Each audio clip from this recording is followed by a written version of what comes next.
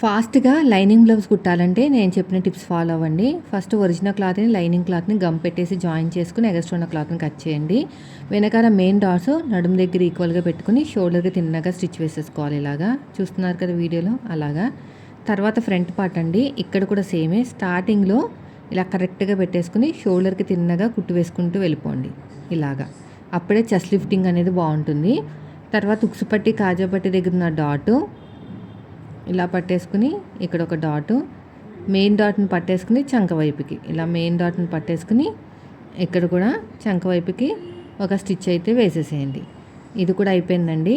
తర్వాత రెండోది కూడా అంతే, రెండోది కూడా సేమ్ అంతే. స్టార్టింగ్లో కరెక్ట్గా ఈక్వల్గా పట్టుకుని ఇలా పట్టేసుకుని ఇలా స్ట్రేట్గా స్టిచ్ వేసేసుకోండి. ఇలా స్ట్రేట్గా రావాలి కుట్ అనేది. తర్వాత ఉక్సు పట్టి కాజా పట్టి దగ్గర డాట్, మెయిన్ డాట్ని పట్టేసుకుని చంక వైపుకి ఇలా మెయిన్ డాట్ని పట్టేసుకుని చంక వైపుకి. తర్వాత షేప్ బెల్ట్ ఉల్టా సీదా పడకుండా కరెక్ట్గా ఎలా రావాలి చెప్తాను. ఫస్ట్ ఒరిజినల్ క్లాత్ అండి, ఈ ఒరిజినల్ క్లాత్ ఇక్కడ పెట్టేసుకుని 2 లేయర్స్ ఉన్న లైనింగ్ క్లాత్ తీసుకుని ఏ షేప్ అయితే మీకు ఉక్సు పట్టి కాజా పట్టి వైపుకి వెళ్ళిందో ఆ షేప్ అనేది పాదం వైపు పెట్టేసుకోండి. ఇలాగా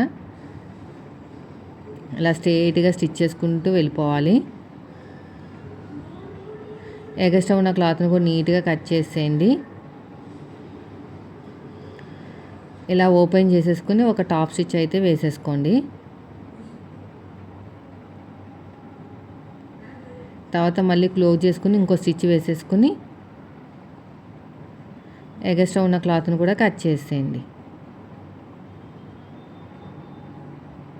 ఇలా ఎగస్ట్రా ఉన్న క్లాత్ని నీట్గా కట్ చేసుకోండి. ఇక నీట్గా. తర్వాత రెండో షేప్ బెల్ట్ ఏ షేప్ అయితే మీకు సైడ్ జాయింట్ వైపుకి వెళ్తుందో ఆ షేప్ అనేది పాదం వైపు పెట్టండి.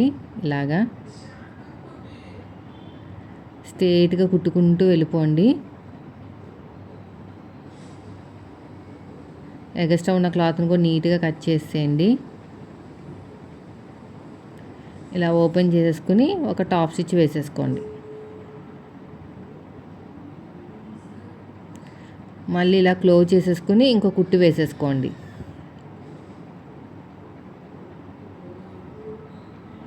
ఇలాగా ఒక కుట్టు అనేది వేసేసుకోండి.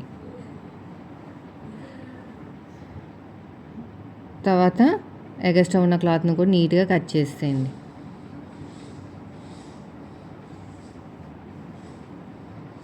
ఇటు సైడ్ కూడా అంతే. అయిపోయింది. రెండు చూడ ఎంత బాగా వచ్చినాయో. ఇలా కరెక్ట్గా పెట్టేసుకుని ఏమైనా ఎక్కువ తక్కువ ఉంటే కట్ చేసుకుంటే మనకి షేప్ బెల్ట్ అనేది కరెక్ట్గా వస్తుంది. ఉక్సు పట్టి కాజా పట్టి హైట్ అనేది ఎక్కువ తక్కువ రాదనమాట. ఇలాగా ఇప్పుడు షేప్ బెల్ట్ని ఒరిజినల్ క్లాత్కి ఎలాగ జాయిన్ చేసుకొని చూపిస్తాను. నేనైతే ఇన్విజిబుల్ వేస్తున్నానండి. ఒక లేయర్ ఉన్న క్లాత్ తీసేసుకున్నాను. ఇలా వీడియోలో చూపించినట్టు నీట్గా కుట్టుకుంటూ వెళ్తున్నా మెయిన్ డాట్ పాదం వైపుకి. ఇలాగా ఇలా ఓపెన్ చేసేసుకుని మొత్తం కూడా ఇలా లోపలికి ఫోల్డ్ చేసేసుకోవాలి. ఇలా నీట్గా కుట్టుకుంటూ వెళ్ళిపోవాలి.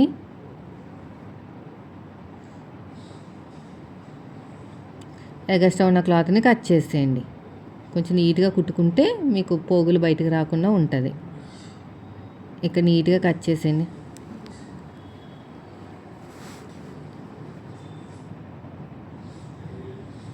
తర్వాత రెండవది షేప్ బెల్ట్ ఇలా కరెక్ట్గా పెట్టేసుకోండి.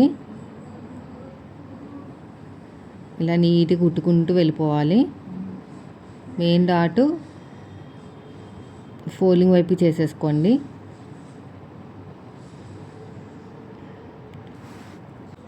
చూడండి ఇలా పెట్టేసుకున్న తర్వాత ఇలా ఓపెన్ చేసేసుకుని ఇలా లోపలికి ఫోల్డ్ చేసుకుని నీట్గా కుట్టుకుంటూ వెళ్ళిపోండి.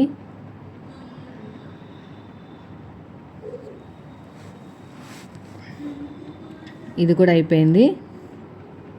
ఇక్కడ ఎగస్ట్రా ఉన్న క్లాత్ నీట్గా కట్ చేసేయండి. ఎడమ చేతి వైపు కాజా పట్టి, కుడి చేతి వైపుకి ఉక్సు పట్టి వస్తుంది. నేను 3 ఇంచుల వెడల్పుతోటి లైనింగ్ క్లాత్, 3 ఇంచుల వెడల్పుతోటి ఒరిజినల్ క్లాత్ తీసుకున్నాను. ఇలా ఓపెన్ చేసేసుకుని దీనిపైన ఇలా పెట్టేసేయండి. నేను చూపిస్తాను చూడండి. ఇలా పెట్టేసుకుని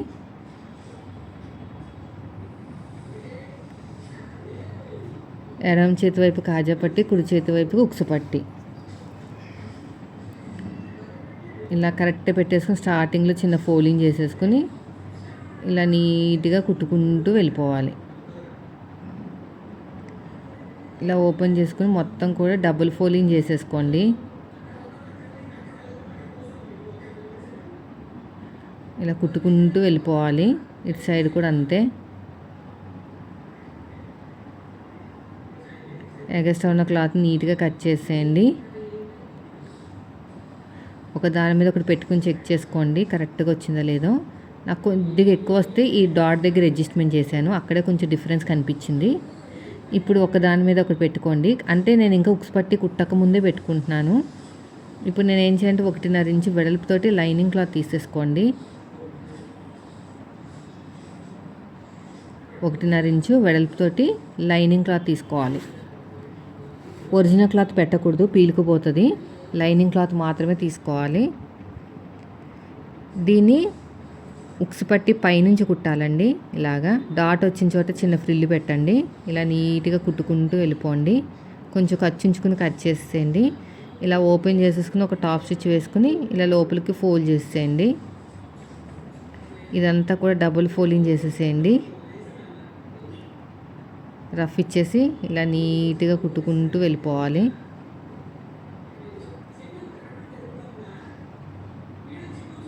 అంతే. ఒక దాని మీద ఒకటి పెట్టుకుని చెక్ చేసుకోండి కరెక్ట్గా వచ్చిందా లేదా.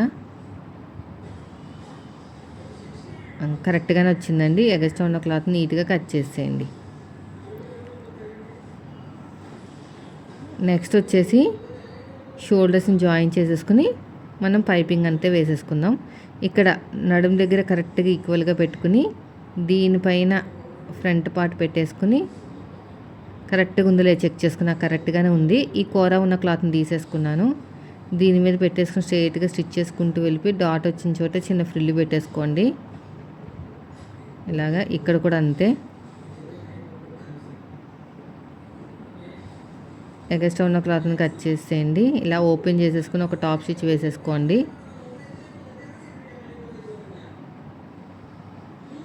ఇలా మొత్తం కూడా.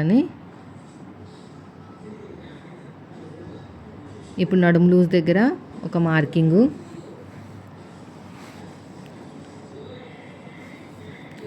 అదేవిధంగా ఫ్రంట్కి బ్యాక్ కూడా ఈ నడుము దగ్గర కూడా మనం తీసుకున్న ఆది బ్లౌజ్ ప్రకారం ఒక మార్కింగ్ వేసేసేయండి. ఇక్కడ ఇటు సైడ్ కూడా అంతే. ఉక్సు పట్టి వైపుకి, కాజా పట్టి వైపుకి వేసేసుకోవాలి. ఇలా ఉక్సు పట్టి వైపుకి, కాజా పట్టి వైపుకి. మీకు ఫస్ట్ అయితే నడుములు చెక్ చేసుకోండి. అప్పుడు 4 భాగాలు చేసుకోండి. నాకైతే కరెక్ట్గానే ఉంది. ఎందుకంటే కొంతమంది కుట్లు ఇప్పేసుకుంటారు. ఒక సైడ్ ఎక్కువ వస్తుంది, ఒక సైడ్ తక్కువ వస్తుంది. ఇప్పుడు షోల్డర్ దగ్గర కరెక్ట్గా పెట్టుకుని స్ట్రైట్గా స్టిచ్చింగ్ వేసుకుంటూ వెళ్ళిపోండి. మళ్ళీ నెక్ వైపుకి లైట్గా స్లోప్ ఇవ్వాలి. స్లోప్ ఇవ్వడం అంటే లోపలికి కుట్టడం. షోల్డర్లోకి మాత్రం సమానంగా కలిపేసుకోవాలి. భుజాల జారవు, ఉబ్బెత్తుగా రాదనమాట. ఇక్కడ కూడా అంతే. ఈ సైడ్ కూడా అంతే నీట్గా కుట్టుకుంటూ వెళ్ళిపోవటమే. ఇప్పుడు క్రాస్కున్న క్లాత్ని తీసుకుని వన్ సైడ్ ఫోల్డింగ్ చేసుకుని కుట్టేసుకుని ఇలా వీడియోలో చూస్తున్నారు కదా అలాగా రఫ్ ఇచ్చేసేయండి. రఫ్ ఇచ్చేసుకుని నీట్గా కుట్టుకుంటూ వెళ్ళిపోవాలి. ఇలాగా వీడియోలో చూస్తున్నారు కదా అలాగనమాట. మొత్తం నీట్గా స్టిచ్ చేసుకుంటూ వెళ్ళిపోయి రౌండ్ తిరిగే చోట చిన్న చిన్న టక్స్ అయితే ఇవ్వాలి. ఇలా కరెక్ట్గా నీట్గా కుట్టుకుంటూ వెళ్ళిపోండి. రౌండ్ తిరిగే చోట మాత్రం చిన్న చిన్న టక్స్ అయితే ఇవ్వండి. ఇలాగా ఇలా నీట్గా కుట్టుకుంటూ వెళ్ళిపోవాలి మొత్తం కూడా. ఈ నడుము దగ్గర కూడా అంతే. నెక్ రౌండ్ దగ్గర పాదం ఇంచు డిఫరెన్స్ ఉండాలండి, లేదంటే మనకి పీలుకుపోతుంది. మనం ఖర్చుతో కలిపే మనం కట్ చేసాం కాబట్టి ప్రాబ్లం లేదు. పాదం ఇంచు డిఫరెన్స్ రౌండ్ తిరిగే చోట చిన్న చిన్న టక్స్ అయితే ఇచ్చేసేయండి. 12వ నెంబర్ థ్రెడ్ తీసేసుకోండి. ఇలా లోపలికి ఫోల్డ్ చేసేసుకుని రఫ్ ఇచ్చేసేయండి. థ్రెడ్ పక్కన కుట్టు వేసుకోండి. థ్రెడ్ పక్కనే కుట్టు వేసుకుంటూ వెళ్ళిపోండి.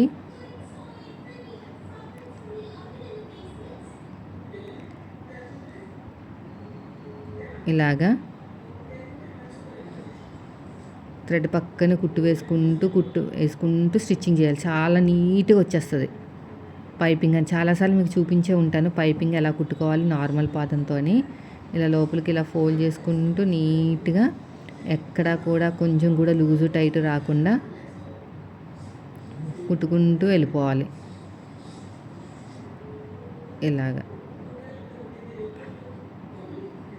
ఇటు సైడ్ కూడా అంతే. ఇలా ఫోల్డ్ చేసుకుంటూ స్టిచ్ చేసుకుంటూ వెళ్ళిపోవాలి.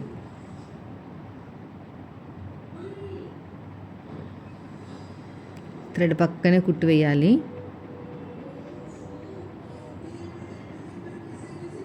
ఇలా నీట్గా స్టిచ్ చేసుకుంటూ వెళ్ళిపోండి. ఇలా నీట్గా ఎగస్ట్రా ఉన్న క్లాత్ని కూడా కట్ చేసేయండి. ఇది లోపలికి ఇలా ఫోల్డ్ చేసేయండి. ఇలా మొత్తం కూడా ఇక్కడ రఫ్ ఇచ్చేసేయండి అంతే. చూసారా ఎంత బాగా వచ్చేసిందో. రెండో వైపు మీ ఇష్టం, కావాలనుకుంటే హెమ్మింగ్ చేసుకోవచ్చు, లేదంటే ఇలాగ కుట్టనే వేసుకోవచ్చు. వీళ్ళు కుట్టే ప్రిఫర్ చేస్తారండి, ఎందుకంటే వాష్ చేసినా కూడా ఊడిపోకుండా ఉంటుందని చెప్పేసి కుట్టు వేయమంటారనమాట ఎప్పుడు కూడా. బాగా పట్టు శారీస్ అయితే నేనే వేయను, బాగోదని. ఇది డైలీ వేర్ శారీయే. ఇలా వీడియోలో చూపించినట్టు నీట్గా ఇలాగా ఏమైనా ఎగస్ట్రా ఉంటే క్లాత్ ఉంటే అదంతా కూడా నీట్గా కట్ చేసుకుంటూ వెళ్ళిపోయి ఒక ఐరన్ చేసేసుకున్నామంటే మీకు ఫినిషింగ్ నీట్గా వచ్చేస్తుంది. ఇక్కడ కూడా రఫ్ ఇచ్చేసేయండి. చూసారు ఎంత బాగా వచ్చేసిందో. నెక్స్ట్ వచ్చేసి హ్యాండ్స్ జాయిన్ చేసుకోవాలండి. ఇక్కడ సైడ్కి ఏమైనా ఎక్కువ తక్కువ ఉంటే నీట్గా కట్ చేసేయండి. ఇప్పుడు 2 షోల్డర్స్ ఈక్వల్గా ఉన్నాయో లేదో చెక్ చేసుకోండి. ఇక్కడ పట్టేసుకుంటే ఇక్కడ కరెక్ట్గా రావాలన్నమాట.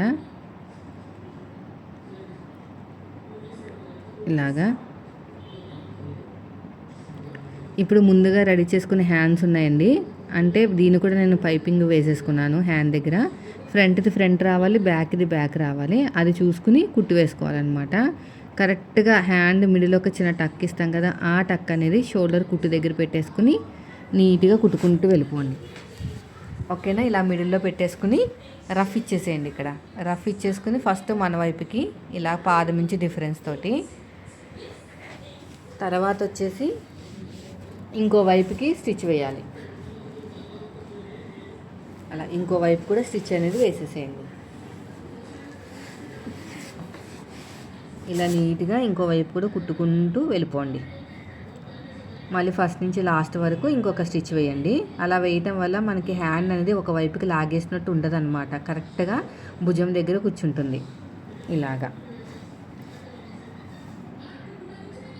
ఇలా నీట్గా స్టిచ్ చేసుకుంటూ వెళ్ళిపోవాలి. ఎగస్ట్రా ఉన్న క్లాత్ని కూడా కట్ చేసేయండి. ఇప్పుడు నెక్స్ట్ వచ్చేసి రెండో హ్యాండ్ కూడా అంతే, కరెక్ట్గా మిడిల్లో పెట్టేసుకోండి. ఇలాగా రఫ్ ఇచ్చేసేయండి. ఇలా ఫస్ట్ వచ్చేసి మన వైపుకి కుట్టు వేసేసేయండి.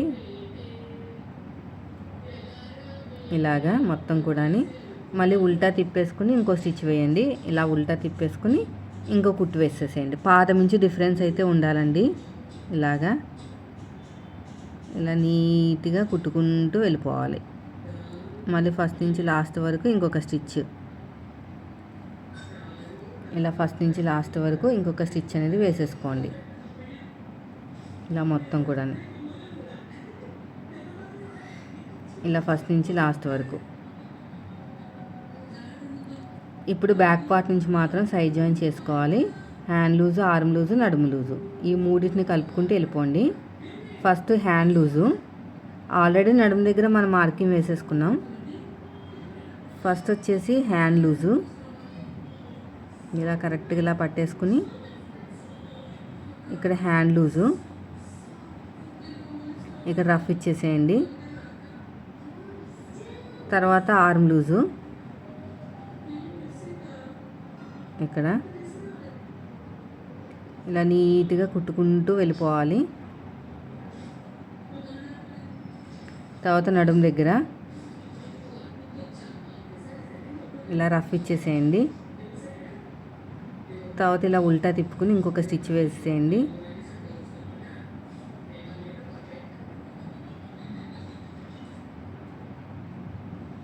తర్వాత ఇంకో కుట్టు వేసేసేయండి.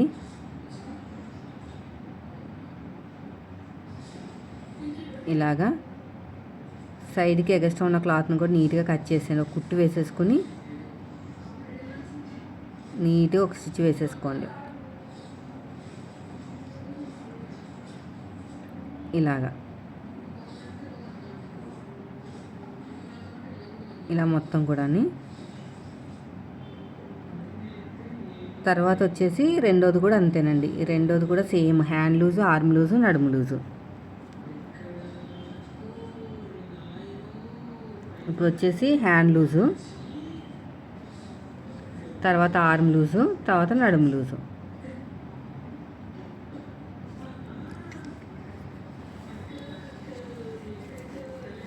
ఫస్ట్ వచ్చేసి హ్యాండ్ లూజు ఇక్కడ రఫ్ ఇచ్చేసేయండి. తర్వాత ఆర్మ్ లూజు,